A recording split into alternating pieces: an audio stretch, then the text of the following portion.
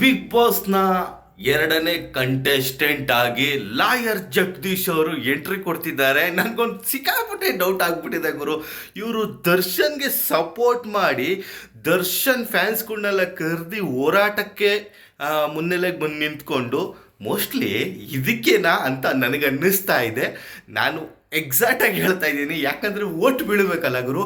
ಅದಕ್ಕೋಸ್ಕರ ಏನಾದರೂ ಗಿಮಿಕ್ ಮಾಡಿಬಿಟ್ರೆ ಆ ದರ್ಶನ್ ಫ್ಯಾನ್ಸ್ಗೆ ಮತ್ತು ದರ್ಶನ್ ಅವ್ರಿಗೆ ಅಂತ ನನಗೆ ಅನ್ನಿಸ್ತಿದೆ.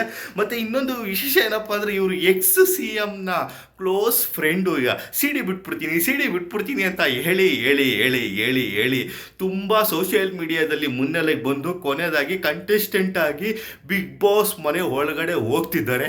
ನನ್ನ ಅನಿಸಿಕೆ ಪ್ರಕಾರ ಅಣ್ಣ ನೀನು ನರಕಕ್ಕೆ ಹೋಗಬೇಕು. ಜಿಯೋ ಆ್ಯಪ್ನ ಬಳಸೋರು ದಯವಿಟ್ಟು ಓಟನ್ನು ಮಾಡಿ.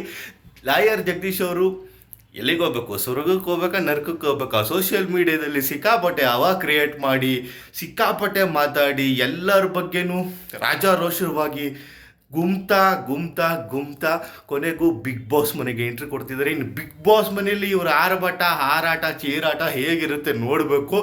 ನನಗಂತೂ ಸಿಕ್ಕಾಪಟ್ಟೆ ಕುತೂಹಲ ಇದೆ ಗುರು. ನಾನಂತೂ ನಿಜವಾಗ್ಲೂ ಓಟ್ ಮಾಡಲ್ಲ, ಇವರು ನರಕಕ್ಕೆ ಹೋಗಬೇಕು.